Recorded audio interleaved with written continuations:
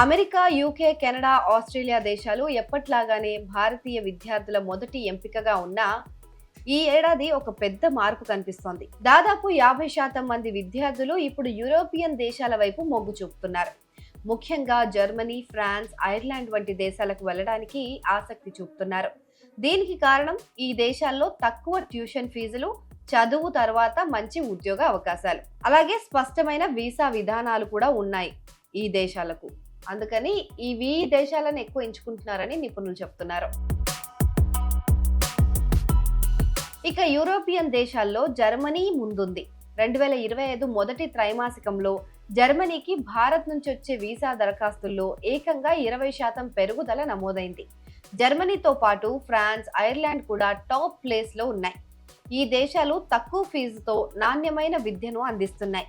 అంతేకాకుండా Austria, Spain, Portugal వంటి దేశాలు కూడా తక్కువ ఖర్చుతో కూడిన ఇంగ్లీష్ కోర్సులను అందిస్తూ విద్యార్థులను ఆకర్షిస్తున్నాయి. ఇక అమెరికాలో పెరుగుతున్న కఠిన వీసా రూల్స్, ప్రాసెసింగ్ పీరియడ్ ఎక్కువ అవడం, ఇవన్నీ సమస్యల వల్ల విద్యార్థులు తమ ప్రణాళికలను మార్చేసుకుంటున్నారు. 2025 ఫాల్ సెమిస్టర్ కు అమెరికా వచ్చే భారతీయ విద్యార్థుల సంఖ్యలో 70 నుంచి 80% తగ్గుదల నమోదైందని నిపుణులు చెబుతున్నారు. దీంతో చాలా మంది విద్యార్థులు తమ అడ్మిషన్లను 2026కి పోస్ట్ పోన్ చేసుకుంటున్నారు, లేదా వేగంగా ఊహించదగిన వీసా ప్రక్రియలు ఉన్న దేశాలను ఎంచుకుంటున్నారు. ఇక కెనడా ప్రభుత్వం కొత్తగా చేరే విద్యార్థుల సంఖ్య పైన పరిమితులు విధించడంతో అక్కడ స్టడీ పర్మిట్లు 31% పడిపోయాయి. దీంతో కెనడా క్రమంగా విద్యార్థులను ఆకర్షించే విషయంలో వెనుకబడిపోయింది. మరోవైపు యూకే ఈ ఏడాది భారత్తో ఫ్రీ ట్రేడ్ అగ్రిమెంట్ FTA కుదుర్చుకున్న తర్వాత తిరిగి పుంజుకుంది. సో ఈ ఒప్పందం వీసా ప్రక్రియను సులభతరం చేయడంతో పాటు చదువు తర్వాత 3 సంవత్సరాల పాటు అక్కడ పని చేసుకునే అవకాశం కూడా కల్పిస్తుంది. ఇక ఆస్ట్రేలియా 2026లో విద్యార్థుల సంఖ్య పైన ఉన్న పరిమితిని 9% పెంచింది. దీనివల్ల 25,000 కొత్త సీట్లు అందుబాటులోకి వస్తాయి.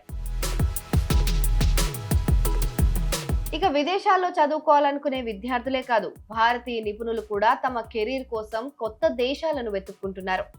1990 నుంచి 2024 వరకు విదేశాలకు వెళ్లిన భారతీయుల సంఖ్య 6.5 మిలియన్ల నుంచి 18.5 మిలియన్లకు పెరిగింది.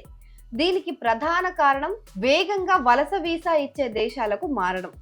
కెనడాలో చదువుకుంటున్న చాలా మంది విద్యార్థులు అమెరికాలో ఉద్యోగం కోసం ప్రయత్నిస్తున్నారు. అదేవిధంగా యూరప్లోని విద్యార్థులు మంచి ఉద్యోగాల కోసం సరిహద్దులు దాటుతున్నారు. ఈ పరిణామాలు భారతీయులు స్థిరమైన, మెరుగైన జీవితం కోసం కొత్త దేశాలను వెతుక్కుంటున్నారని సూచిస్తున్నాయి.